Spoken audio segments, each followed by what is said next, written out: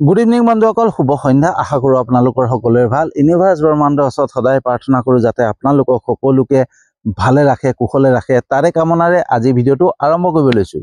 তো বন্ধুসকল, আজি মোৰ বিষয়বস্তু হৈছে ভুল কৰাজনক ক্ষমা কৰক যেনেকৈ ঈশ্বৰে কৰে। বন্ধুসকল, আমি সাধাৰণতে কি হয়, যিজন ব্যক্তিয়ে ভুল কৰে নহয়, সেই ব্যক্তিজনক আমি ক্ষমা কৰিব নাজানো, আমি তেওঁক ক্ষমা নকৰোঁ। ক্ষমা কৰাৰ পৰিৱৰ্তে তেওঁ যি ভুল কৰিছে নহয়, সেই ভুলৰ শাস্তি দিব যাওঁ। তেওঁ ভুল কৰিছে, শাস্তি পাবই লাগিব। আমি এটাই জানো যে তেওঁ ভুল কৰিছে, শাস্তি পাবই লাগিব। আমি কেতিয়াও ক্ষমাৰ কথা নাভাবোঁ। কিয় নাভাবোঁ? কাৰণ ক্ষমা কৰিলে কি হয় আমি নাজানো, আৰু নজনাৰ বাবে কি হয়, আমি সেই ব্যক্তিজনৰ ওপৰত শাস্তিমূলক ব্যৱস্থাহে কৰোঁ।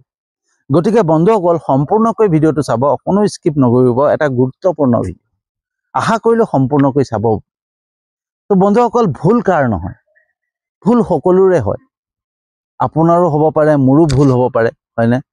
এই সংসাৰত প্ৰত্যেকজন ব্যক্তিৰে ভুল হয়। কোনো এজন ব্যক্তি এনেকুৱা নাই যিজনে বুকু ফিন্দাই ক'ব পাৰিব যে মই জীৱনটোত কেতিয়াও ভুল নকৰোঁ। প্ৰত্যেকৰে কিবা নাই কিবা কাৰণত অজানিতে হ'লেও ভুল হৈ যায়। কিন্তু ভুল হ'ল বুলিয়ে যে সেই ভুলৰ সংশোধন নাই, তেনে কথা নহয়, হয়নে? যদি আমি কোনোবা ব্যক্তিয়ে ভুল কৰিছে, সেই ভুল কৰা ব্যক্তিজনক আমি ক্ষমা কৰিব শিকিব লাগিব। আৰু ক্ষমাতে আছে সমাধান। যদি আমি ক্ষমা কৰিব নাজানো নহয়, তেতিয়া কি হ'ব, সেই ভুল কোনোবাই কৰিলে সেই ভুলৰ পৰিৱৰ্তে কি হ'ব, এটা সংঘাতৰ সৃষ্টি হয়। আণ্ডাৰষ্টেণ্ডিং নোহোৱা হৈ যায়, বুজাবুজি নোহোৱা হৈ যায়, অশান্তিৰ সৃষ্টি হয়, হয়নে?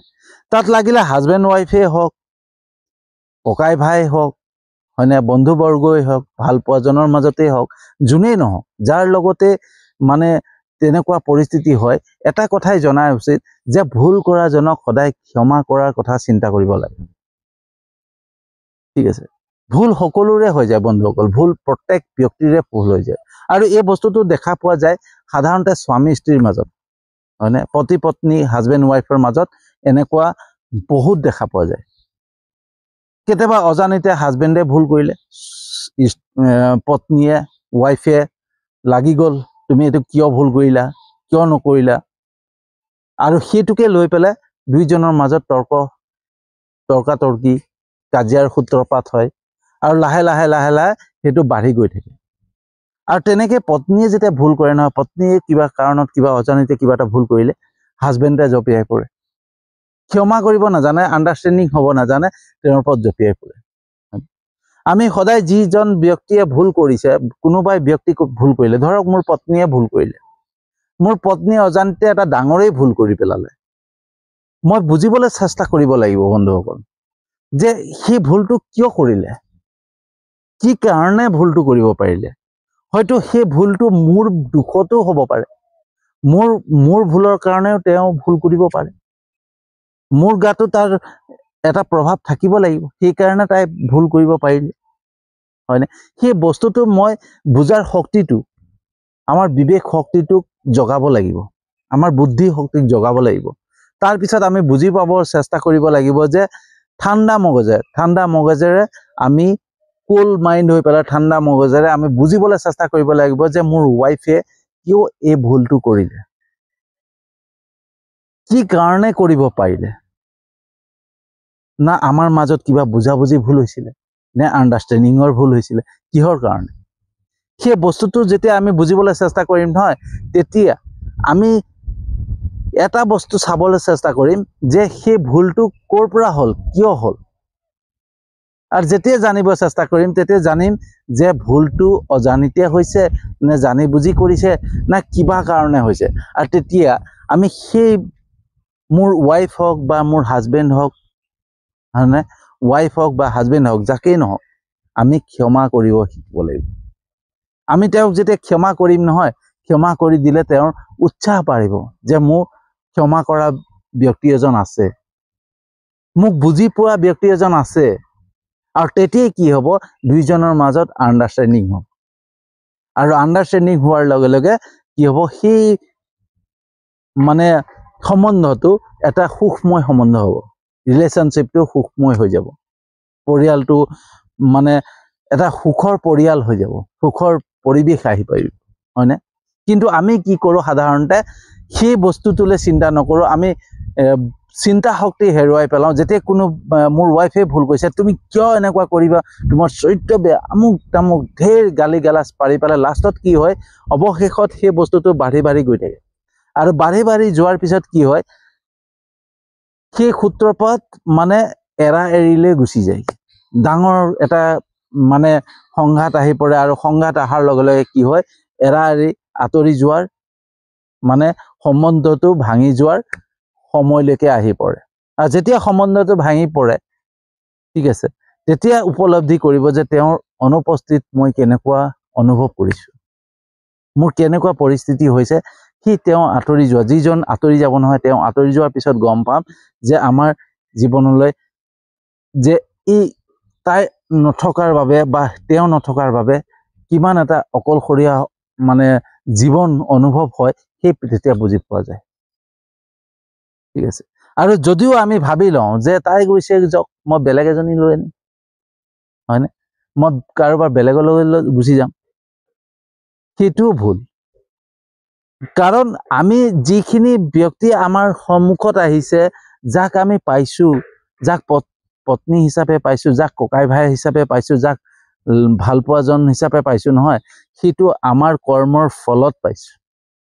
আমি যেনেকৈ কৰ্ম কৰিছিলোঁ, সেই কৰ্ম অনুপাতত আমি সেই ব্যক্তিজন বা সেই ব্যক্তিগৰাকীক পাইছোঁ। গতিকে তেওঁ যদি মোক কিবা দুখ দিছে, তেওঁ যদি মোক কষ্ট দিছে নহয়, সেইটো মোৰ কৰ্মতে লেখা আছিলে, মোৰ ভাগ্যতে লেখা আছিলে যে মোৰ সেইটো তেনেকুৱাই হ'ব।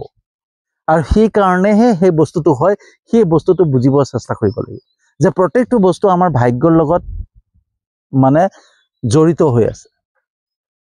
আৰু ভাগ্য ক'ৰ পৰা হয়, আমাৰ কৰ্মৰ বলত। আমি যেনেকুৱা কৰ্ম কৰিম, পূৰ্ব জন্মত যেনেকুৱা কৰ্ম কৰিছিলোঁ নহয়, কৰ্ম অনুপাতত আজি আমি সেই তেনেকুৱা ধৰণৰ মানুহবিলাক লগ পাই আছোঁ। তো আমাৰ পত্নী বা আমাৰ ককাই ভাই বা যোনেই নহওক, যেনেকুৱা ৰিলেশ্যনশ্বিপেই নহওক, সেইখিনি আমাৰ মাজত আহিছে আমাৰ কৰ্মৰ ফলত। গতিকে সেই কৰ্মৰ ফল আমি ভুগিবই লাগিব। কোনোবাই যদি আমাক আঘাত দিছে, দুখ দিছে, সেইটো ভুগিবই লাগিব। তো মই যদি বোলে এইগৰাকী মোৰ ভাল নহয়, বেলেগ এগৰাকী আহিলে মোৰ ভাল হৈ যাব, তেনে কোনো কথাই নাথাকে। যিয়ে যেনেকুৱাই কৰ্ম হয় নহয়, তেনেকুৱাই ৰিলেশ্যনশ্বিপ কাষলৈ আহি আৰু জীৱনটো তেনেকৈ বেয়া হৈ যাব। গতিকে আমি যিগৰাকীকে পাইছোঁ, যিজনকে আমাৰ ওচৰত পাইছোঁ নহয়, তেওঁক বুজি পোৱাৰ চেষ্টা কৰিব লাগিব। আমি আণ্ডাৰষ্টেণ্ডিং মুডত আহিব লাগিব, বুজাবুজিৰ পৰিৱেশত আহিব লাগিব, ঠিক আছে। আৰু যেতিয়াই আমি বুজিবলৈ চেষ্টা কৰিম নহয়, তেতিয়াই আমি ক্ষমা কৰিব পাৰিম। ঈশ্বৰে, আমি যদি ডাঙৰ অপৰাধ কৰিছোঁ, ঈশ্বৰৰ ওচৰত যদি আমি ডাঙৰ অপৰাধ কৰিছোঁ, বন্ধুসকল এটা কথা মনত ৰাখিব, যেতিয়া আমি ডাঙৰ অপৰাধ কৰিলোঁ কিবা এটা, ঈশ্বৰৰ অপৰাধ হৈ গ'ল ঈশ্বৰৰ ওচৰত, আৰু আমি ঈশ্বৰৰ পৰা কি আশা কৰিম? তেওঁ মোক শাস্তি দিয়াটো আশা কৰিম, যে তেওঁ মোক মাৰি পেলোৱাটো আশা কৰিম, নে কি আশা কৰিম?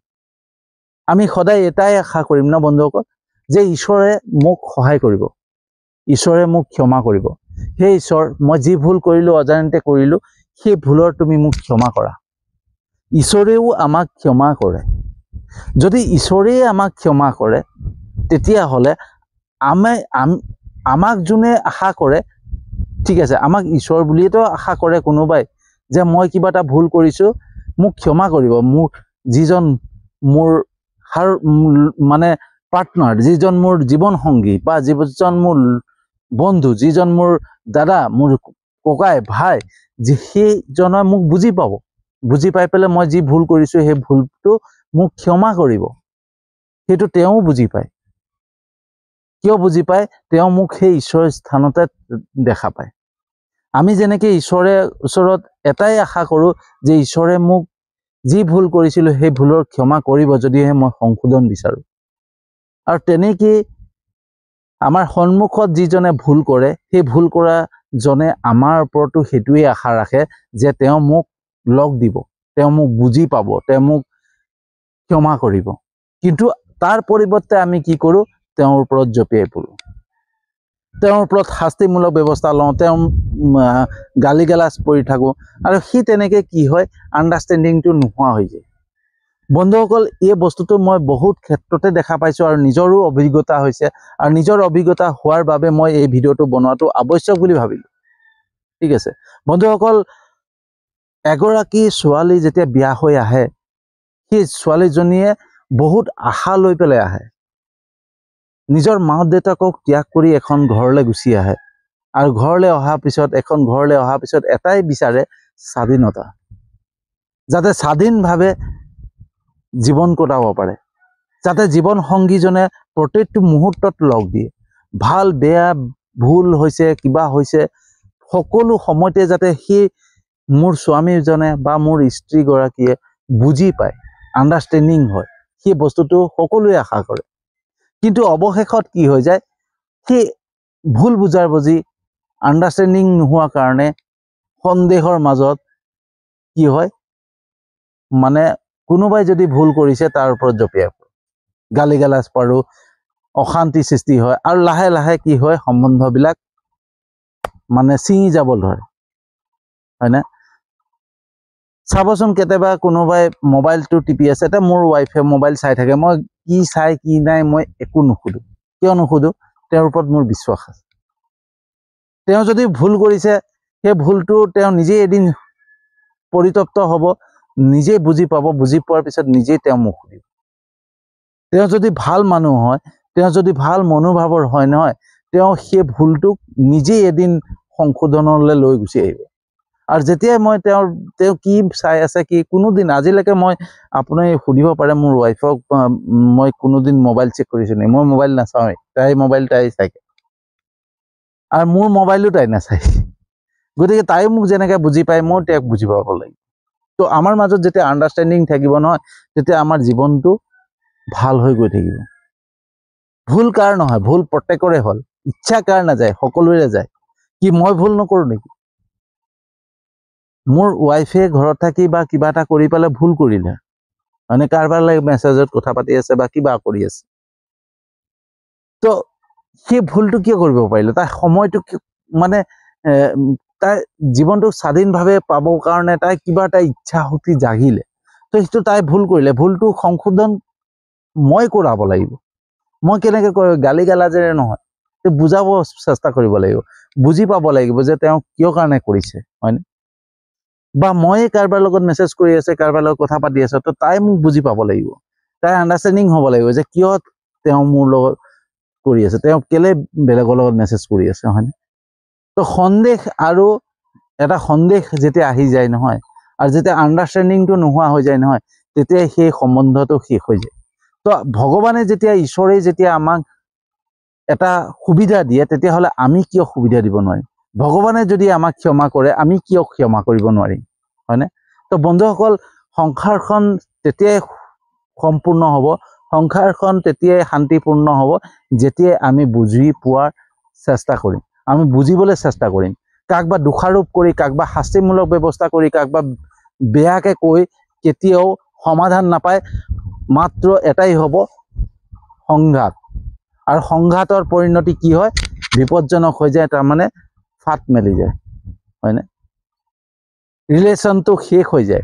গতিকে ৰিলেশ্যনশ্বিপ যদি আমি বচাই ৰাখিবলৈ হয় নহয়, আণ্ডাৰষ্টেণ্ডিং, বুজাবুজি বহুত প্ৰয়োজন, ক্ষমা বহুত প্ৰয়োজন। ভগৱানে যেতিয়া, ঈশ্বৰে যেতিয়া আমাক ক্ষমা কৰে নহয়, আমিও ক্ষমা কৰিব লাগিব।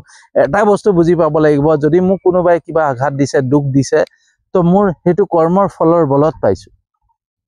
তো মই যদি তাক চেঞ্জ কৰি কৰি বেলেগৰ ওচৰত মই সুখ বিচাৰি যাবলৈ হয় নহয়, তেতিয়া সুখ বিচাৰি নাপায়। সুখ সেই ইয়াতে পাম যেতিয়া আমি আণ্ডাৰষ্টেণ্ডিং, বুজি পাম যে জীৱনটো কি, আমি জীৱনত কিয় এইখিনি দুখ পাইছোঁ, কিয় আমাক আঘাত দিছে, হয়নে? সেই বস্তুটো যেতিয়া আমি আধ্যাত্মিকতাৰ মাধ্যমেৰে বুজিবলৈ চেষ্টা কৰিম, তেতিয়াহে গম পাম যে আমাৰ লগত যিখিনি হৈ আছে কিয় হৈ আছে, হয়নে?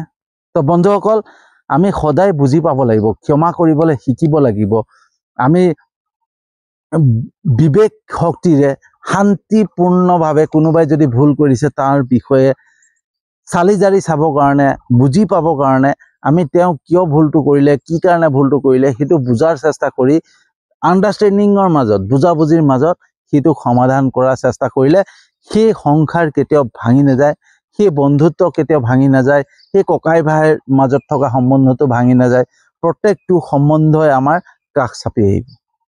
তো ইয়াকে কৈ পেলাই আজিৰ ভিডিঅ'টো সামৰণি মাৰিছোঁ। বন্ধুসকল কেনেকুৱা লাগিলে জনাব। যদি সঁচাকৈ ভাল লাগিছে যিমান পাৰে লাইক কমেণ্ট শ্বেয়াৰ কৰিব, আৰু আপোনালোকে লাইক কমেণ্ট শ্বেয়াৰ কৰে বুলি জানো।